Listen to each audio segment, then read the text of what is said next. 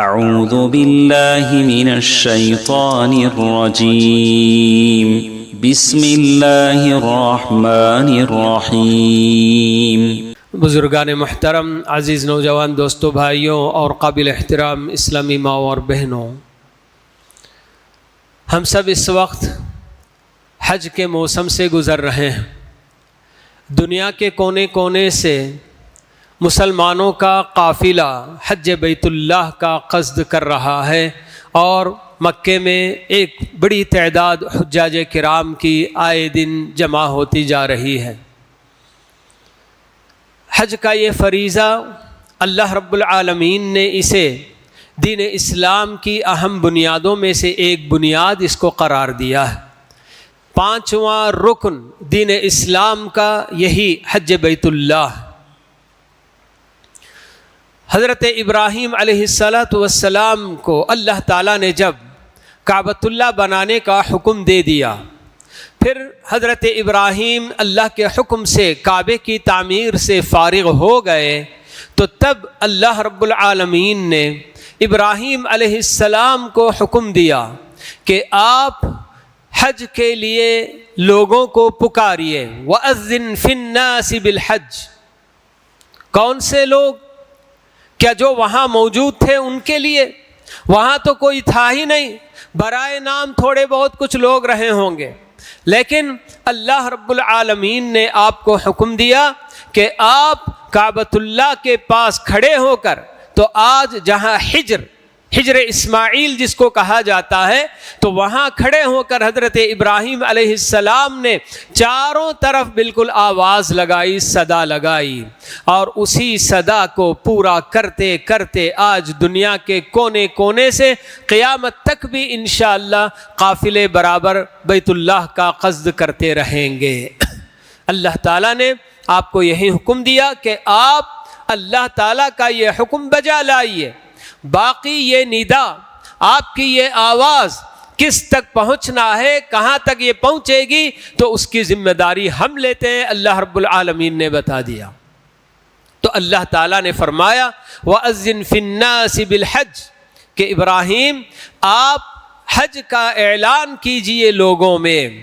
يَأْتُوكَ رِجَالًا وَعَلَى كُلِّ ضَامِرٍ يَأْتِينَ مِنْ كُلِّ فَجٍّ عَمِيقٍ۔ اللہ نے بتایا کہ لوگ جوق در جوق چل چل کر بھی آئیں گے، پیدل چل کر بھی آئیں گے، اور سواریوں پر سوار ہو کر بھی کونے کونے سے برابر جو ہے کیا ہے حج بیت اللہ کا قصد کریں گے۔ اللہ تعالیٰ نے جیسے خبر دی تو اسی کے حساب سے آج یہ سب کچھ ہم اپنی آنکھوں سے دیکھ ہی رہے ہیں۔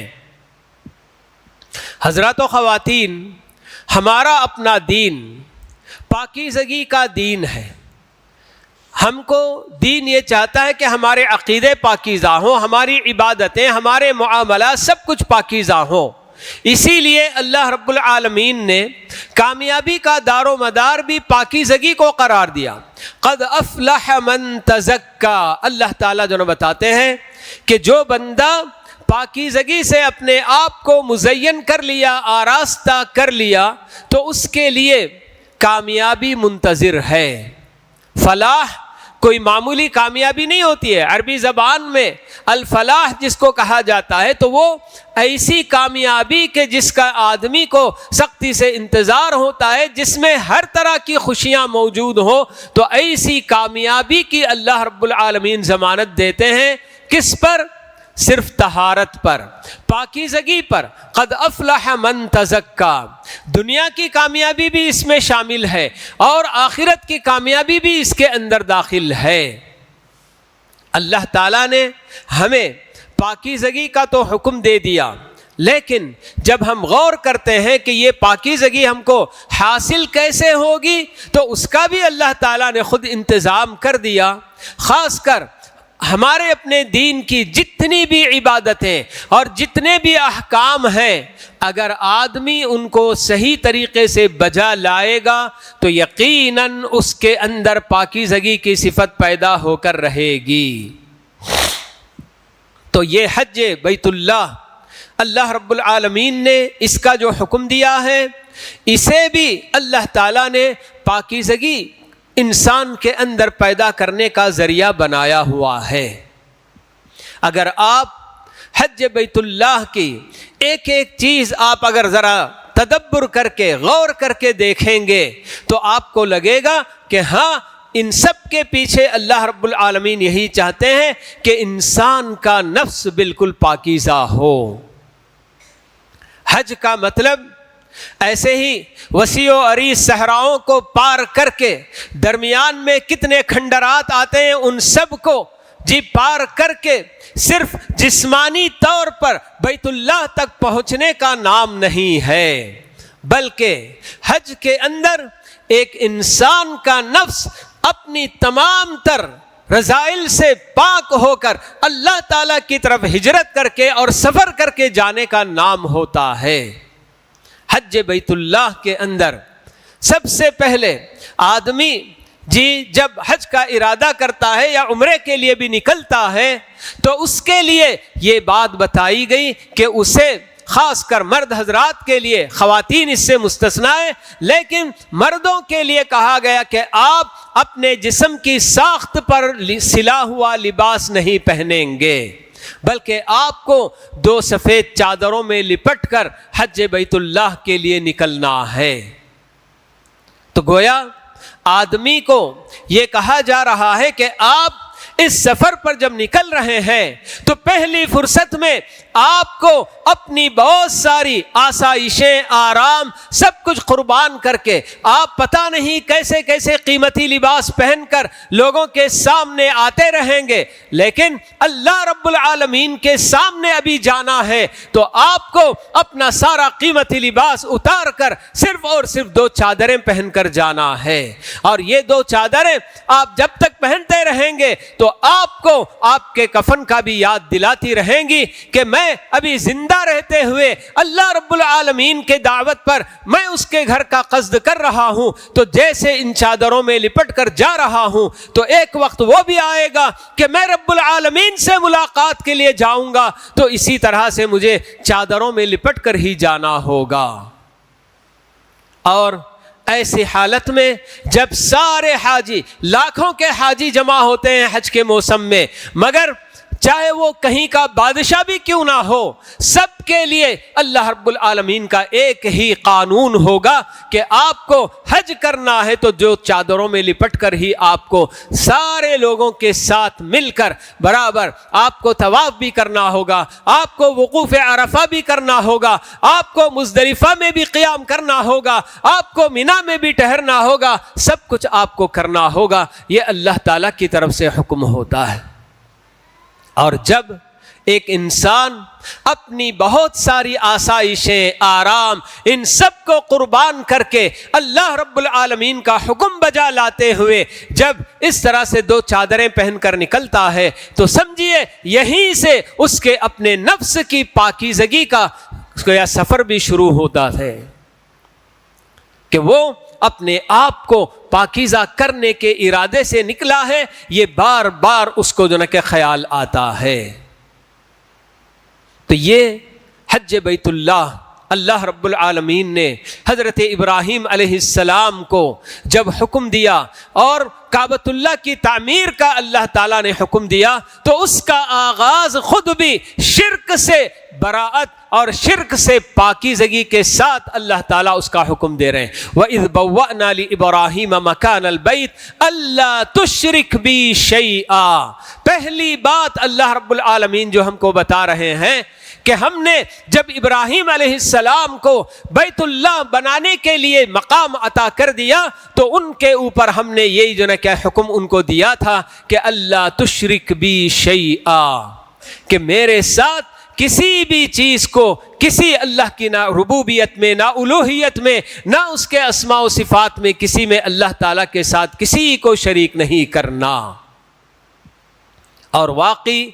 حج بیت اللہ جب انسان حج کے لیے نکلتا ہے، احرام بھی بالکل جو کہ اللہ کے لیے بالکل باندھتا ہے، اور پھر اس کے بعد تلبیہ بلند کرتا ہے، لبیک اللہم لبیک، لبیک لا شریک لک لبیک، لبیک لا شریک لک لبیک، ان الحمد والنعمت لک والملک لا شریک لک۔ بار بار تلبیہ پڑھتے رہنے کا حکم دیا گیا ہے تاکہ انسان، ایک حج کرنے والا بار بار بار اللہ رب العالمین کی توحید کا اعلان کرتا رہے، شرک سے بیزاری اور غیر اللہ سے اپنے تعلق کو توڑ کر صرف اور صرف پروردگارا تو اکیلا معبود ہے، یہ اعلان حج ختم ہونے تک برابر بندہ کرتے رہتا ہے۔ تو یہ سب آپ اگر دیکھ لیں کہ حج بیت اللہ کے اندر اللہ رب العالمین نے ہماری اپنی پاکیزگی کا کیسا نظم اللہ تعالیٰ نے رکھا ہوا ہے۔ ہم سب جانتے ہیں کہ جو بھی بندہ حج کو جاتا ہے، عمرے کے لیے جاتا ہے، تو اس کو بہت ساری باتیں سمجھ میں نہیں آئیں گی کہ آخر مجھ کو یہ کیوں کرنا ہے، مگر اللہ کا حکم ہے، پیارے نبی صلی اللہ علیہ وسلم نے اپنی سنت کے ذریعے کر کے دکھایا ہے، اس لیے ہم کو کرنا ہے۔ جہاں اسلام کا سب سے اعلیٰ مقصد کہ اپنے آپ کو اللہ کے حوالے کر دینے کا یہ جو پیغام حج بیت اللہ کے ایک ایک عمل سے ہم کو ملتا ہے۔ الاسلام هو الاستسلام، کہا جاتا ہے کہ اسلام کا معنی کیا ہوتا ہے؟ اپنے آپ کو سرنڈر کر دینے کا ہوتا ہے۔ تو بالکل ایک حاجی، ایک عمرے پر جانے والا برابر یہی سب کرتا ہے کہ اللہ تعالیٰ نے حکم دیا کہ بیت اللہ کا 7 چکر لگاؤ، تو برابر اس کو 7 چکر لگانے ہیں، 3 بھی نہیں لگا سکتا یا 9 بھی نہیں لگا سکتا ہے، بلکہ اس کو 7 کہا گیا تو 7 چکر ہی لگانا ہے۔ حجر اسود سے شروع کر کے حجر اسود پر ہی ختم کرنا ہے۔ حجر اسود کے روبرو حضرت عمر کھڑے ہو کر حجر اسود کو بلا کر کہتے ہیں کہ اے پتھر، مجھے معلوم ہے کہ تو پتھر ہے، تیرے اپنے ہاتھ میں کوئی نفع اور نقصان کچھ بھی نہیں ہے، لیکن میں نے میرے نبی کو تجھے چومتے ہوئے نہ دیکھا ہوتا تو میں تجھے نہیں چومتا۔ یہ ہے استسلام کا معنی، کہ ہمارے نبی صلی اللہ علیہ وسلم نے جیسا عمل کر کے دکھایا اس کو بلا چوں چرا کے ہم کو کرنا ہے، پوچھنے کی کوئی ضرورت نہیں۔ ہمارے اپنے دماغ میں اس کی حکمت آئے کہ نہ آئے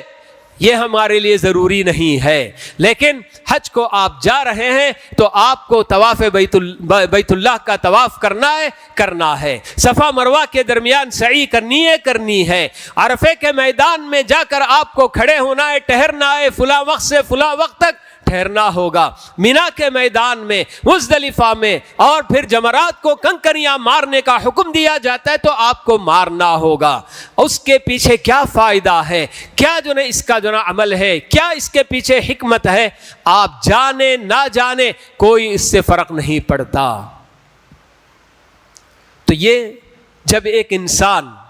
اپنا ہر کام، گویا کہ اللہ رب العالمین حج بیت اللہ کے ذریعے ہمیں یہ پیغام دے رہے ہیں کہ جیسے حج کے ہر کام میں بندہ بلا چوں چرا کے جیسے اس سے کہا گیا کہ تم کو ایسا کرنا ہے تو وہ کرتا ہے، وہاں جا کر کوئی حجت نہیں کرتا کہ میں ایسا نہیں کروں گا، میں ایسا کروں گا، مجھے یہ کیوں کرنے کے لیے کہا گیا، کوئی نہیں پوچھتا ہے۔ تو بالکل اسی طرح سے اللہ رب العالمین کے احکام ہماری اپنی پوری زندگی کے لیے بھی دیے گئے ہیں، تو ہم یہی سبق لینا ہے کہ ہم اللہ رب العالمین کے احکام کہاں تک بجا لاتے ہیں۔ استسلام کا معنی اپنے آپ کو اللہ کے حوالے کرنے کا معنی ہمارے اپنے اندر کتنا پایا جاتا ہے، ورنہ آئے دن ہم اگر ہمارا اپنا ہر آدمی کسی اور کا جائزہ نہیں بلکہ صرف اپنی ذات کا جائزہ لے کر دیکھ لے، مرد اپنا جائزہ لے، بیوی کا بھی جائزہ لینے کی ضرورت نہیں، بیوی خود اپنا جائزہ لے، اپنے شوہر کا بھی جائزہ لینے کی ضرورت نہیں، ہر آدمی اپنی اپنی جگہ پر اپنا اپنا جائزہ لے کر دیکھے تو اس کو پتہ چلے گا کہ میں روزانہ کی زندگی میں اللہ رب العالمین کے کتنے احکام کی خلاف ورزی کرتی ہوں، معلوم ہوگا اس کو خود۔ تو یہ حج کے ذریعے اللہ رب العالمین ہمیں یہ پیغام دینا چاہتے ہیں کہ جیسے حج کے ہر عمل کو آپ اللہ رب العالمین کا دیا ہوا حکم ہے، اللہ کے نبی صلی اللہ علیہ وسلم کا بتایا ہوا طریقہ ہے، یہ سوچ کر جیسے کرتے چلے جاتے ہیں تو بالکل اسی طرح سے پوری زندگی آپ کو اسی طرح سے اللہ کے بہت سارے احکام پر آپ کو عمل کرنا ہے، اور اللہ کے نبی صلی اللہ علیہ وسلم کی روزمرہ کی زندگی میں کتنے اتنی جو نا سنتیں پیارے نبی صلی اللہ علیہ وسلم ہم کو جو نا نہیں بتا کر گئے ہیں. خاص کر دعاؤں کا اہتمام اگر دیکھا جائے کہ ہماری اپنی زندگیوں میں دعاؤں کا بہت کم جو نا اہتمام ہوا کرتا ہے. کون سا کام ایسا ہے کہ جس کام کے لیے اللہ کا نام لیے بغیر، کوئی جو نا ذکر و اذکار کے بغیر ہمیں کرنے کے لیے کہا گیا ہے. حتیٰ کہ ایک مرد جب اپنی بیوی سے اپنی خواہش پوری کرنا چاہتا ہے تو وہاں بھی اللہ کا نام لے کر ہی بالکل جو نا کرنے کے لیے کہا گیا. تو ایسے بالکل ہماری اپنی روزمرہ کی زندگی میں بھی اللہ رب العالمین کے بہت سارے احکام ہم پر لاگو ہوتے ہیں، مگر وہاں ہم اللہ تعالیٰ کے حکم کے آگے جھکنے کی بجائے اللہ کے احکام کو جھکا کر اپنے نفس کو اس پر غلبہ عطا کر دیتے ہیں. تو یہ بہت بڑے خسارے کی بات ہے. اللہ رب العالمین نے حج کو جانے والوں کے لیے یہ بھی حکم دیا کہ آپ حج کو جب جا رہے ہیں تو ساتھ میں توشہ بھی لے کر جائیں. وَتَزَوَّدُوا فَإِنَّ خَيْرَ الزَّادِ التَّقْوَى وَاتَّقُونِ يَا أُولِي الْأَلْبَابِ. حج کے ایام میں کچھ لوگ اس زمانے میں، زمانے جاہلیت میں ایسا کام کرتے تھے کہ حج کے لیے نکلتے مگر زاد راہ توشہ کے نام پر کچھ بھی نہیں لے کر نکلتے، اور جب ان سے کہا جاتا تو کہتے ہیں کہ ہمیں اللہ تعالیٰ پر بھروسہ ہے، اللہ تعالیٰ ہمارا انتظام کر دے گا. تو یہ اسباب، ظاہری اسباب اختیار کرنا یہ توکل کے خلاف نہیں ہے. تو اس لیے اللہ تعالیٰ نے خاص یہ حکم دیا وَتَزَوَّدُوا کہ لوگوں جب آپ حج کو جا رہے ہوں گے تو اس وقت آپ کو توشہ بھی ساتھ میں لے کر چلنا ہوگا. حج کے لیے جاتے ہوئے بغیر توشے کے نہ جائیں آپ. اور ساتھ ہی ساتھ یہ بھی بات ذہن میں رہے کہ آپ جیسے اس دنیا کے سفر کے لیے زاد راہ لے کر جانے کا آپ کو حکم دیا جا رہا ہے، تو آپ کی پوری زندگی آخرت کی منزل کے لیے سفر ہے. تو اس سفر کے لیے بھی آپ زاد راہ تیار کیجئے. وَتَزَوَّدُوا فَإِنَّ خَيْرَ الزَّادِ التَّقْوَى وَاتَّقُونِ يَا أُولِي الْأَلْبَابِ. اللہ تعالیٰ یہ بھی بتا رہے ہیں کہ تقوی کا توشہ اپنے لیے تیار کر کے نکلیے، تاکہ آپ کا یہ سفر دنیا کی زندگی کا جب ختم ہوگا تو پھر وہاں آپ کی منزل جنت ہے کہ جہنم ہے، اس کا فیصلہ آپ جو توشہ لے کر چلیں گے نیک اعمال کی شکل میں تو بس وہی توشہ فیصلہ کرے گا. تو ایسے ہمارے اپنے حج کی اس عبادت کے اندر اللہ رب العالمین نے ہمیں اپنے آپ کو پاک کرنے کا بہت سارا جو ہے کیا ہے ذریعہ رکھا ہوا ہے. اللہ تعالیٰ حج کی آیات کے سلسلے میں یہ بھی بتاتے ہیں کہ الحج اشہر معلومات فمن فرض فیہن الحج فلا رفث ولا فسوق ولا جدال فی الحج، کہہ کر کہ حج کے دن یا حج کے مہینے معلوم گنے چنے چند مہینے ہیں. وہ کون سے مہینے ہوتے ہیں؟ رمضان ختم ہونے کے بعد شوال جیسے ہی شروع ہوتا ہے وہیں سے حج کے مہینے شروع ہو جاتے ہیں، اور 10 ذی الحجہ تک، بلکہ 10 کی صبح تک، سورج طلوع ہونے سے پہلے تک یہ جو نا وقت باقی رہتا ہے. یعنی کہ کوئی آدمی اگر حج کو جانا چاہتا ہے رمضان میں وہ حج کی نیت سے نہیں جا سکتا ہے مکے کو، بلکہ اسے شوال کے مہینے میں ہی جانا ہوگا. اس سے پہلے جا کر وہ حج کی نیت کر لے تو اس کا حج نہیں ہوگا. حج کے لیے الحج اشہر معلومات اللہ رب العالمین نے بتایا ہے کہ حج اس کے مہینے بالکل گنے چنے معلوم مہینے ہیں. تو اب جو کوئی آدمی ان دنوں میں حج اپنے اوپر لاگو کر لیتا ہے، فرض کر لیتا ہے، حج کا ارادہ کر لیتا ہے، تو پھر حج کے ایام میں بالکل اسے فسق و فجور کے کاموں سے اور لڑائی جھگڑے سے، جنگ و جدال سے، ہر طرح کے کاموں سے اپنے آپ کو بچا کر رکھنا ہوگا. فلا رفث ولا فسوق ولا جدال فی الحج. یقیناً ہمارے اپنے لوگ یہ سوچیں گے کہ ہم لوگ حج کو جا رہے ہیں اور لاکھوں کے پیسے خرچ کر کے جا رہے ہیں، مگر اس کے باوجود بھی حج کے دوران کتنی تکلیفوں کا ہم کو سامنا ہوتا ہے. جی ہاں، ظاہر سی بات ہے کہ حج ایسی عبادت ہے کہ جس کے اندر مال بھی انسان کو خرچ کرنا ہوتا ہے اور اپنے آپ کو بہت کچھ تھکانا بھی ہوگا اور اپنے نفس کی خواہشات کی قربانی بھی دینی ہوگی. لیکن وہاں آپ دیکھیں گے بہت سارے حجاج کے لیے یہ نصیحت ہے جو بھی حج کو جا رہے ہیں انشاءاللہ کہ آپ اپنے طور پر آپ دیکھیں گے کہ وہاں جب لوگ جمع ہوتے ہیں دنیا کے کونے کونے سے آئے ہوئے لوگ ہوتے ہیں اور مختلف قسم کی تہذیبوں میں پلے ہوئے لوگ ہوتے ہیں. کسی کو دھکا دے کر آگے بڑھنا کوئی معمولی سی بات ہوتی ہے. ہم اپنی جگہ پر سمجھتے ہیں کہ کسی کو دھکا دینا بری بات ہے، لیکن ایک ایسا انسان جو ایسے ماحول میں پل کر آتا ہے کہ کسی کو ہلکا سا دھکا دینا اس کے لیے کوئی عیب کی بات نہیں، تو آپ کو بھی اگر ایسا کوئی آدمی دھکا دے دیا تو آپ ناراض نہ ہوں. تو اللہ تعالیٰ خاص یہ بات جو بتا رہے ہیں فَلَا رَفَثَ وَلَا فُسُوقَ وَلَا جِدَالَ فِي الْحَجِّ کہ حج کے ایام میں آپ کو لڑائی جھگڑا کسی کے ساتھ بالکل بھی نہیں کرنا ہے.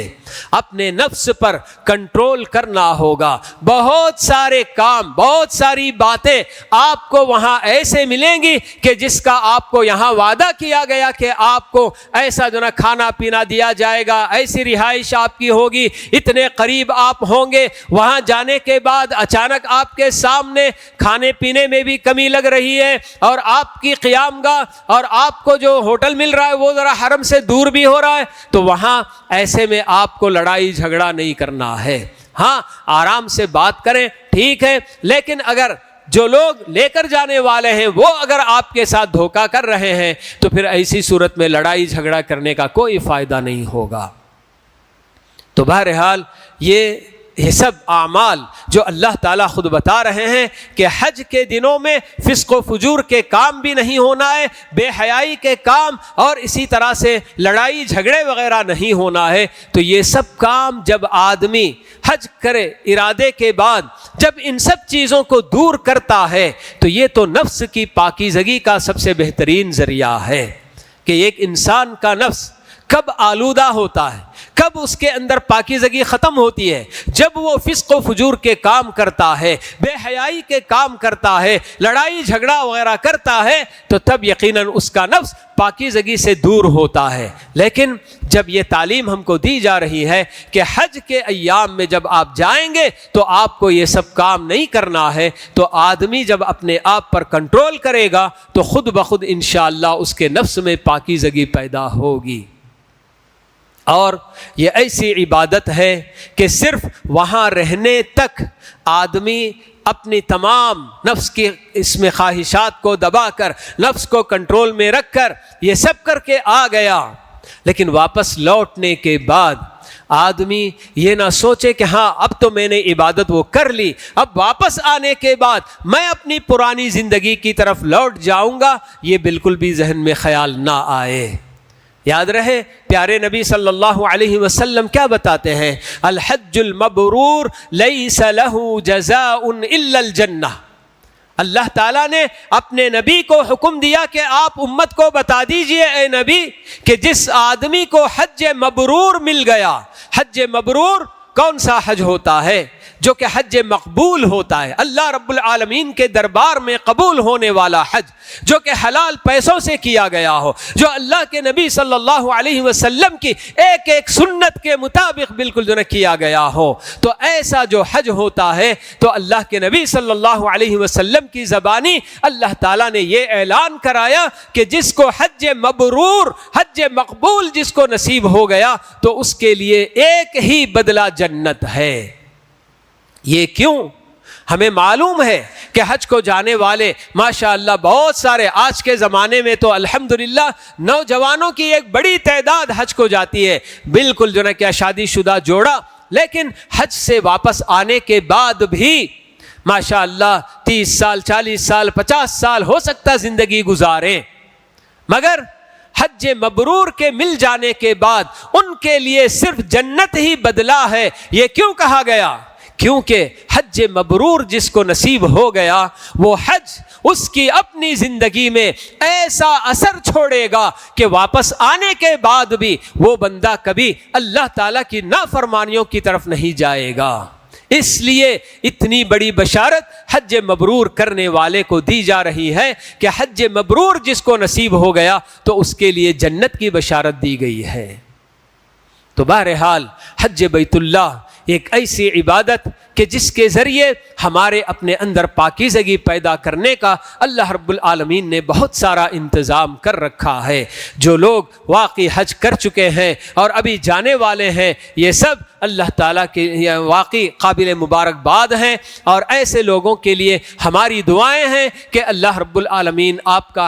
حج مبرور بنائے، اور اللہ کے نبی صلی اللہ علیہ وسلم کی سنت کے عین مطابق ایک ایک کام آپ کو حج کے اندر کرنے کی اللہ تعالیٰ توفیق نصیب فرمائے۔ آپ کے سفر میں اللہ رب العالمین آپ کا محافظ ہو، جاتے ہوئے جانے سے لے کر واپس آنے تک اپنے گھر بار میں اللہ تعالیٰ آپ کو ہر طرح سے آپ کی حفاظت فرمائے، صحت و تندرستی اللہ تعالیٰ آپ کو نصیب فرمائے، اور ہر طرح کی آفتوں سے، مشکلوں سے، فتنوں سے اللہ رب العالمین آپ کی بھرپور حفاظت فرمائے۔ تو یہ حج بیت اللہ کو جانے والے لوگ ہیں، اور جن لوگوں کو حج نصیب نہیں ہوا ہے ان کے لیے بھی ہم دعا کرتے ہیں کہ اللہ رب العالمین ان کے لیے بھی راستے پیدا فرما دے، اور ان کے لیے بھی آسانیاں اللہ رب العالمین پیدا فرما دے۔ تو بہرحال یہ موسم ہے،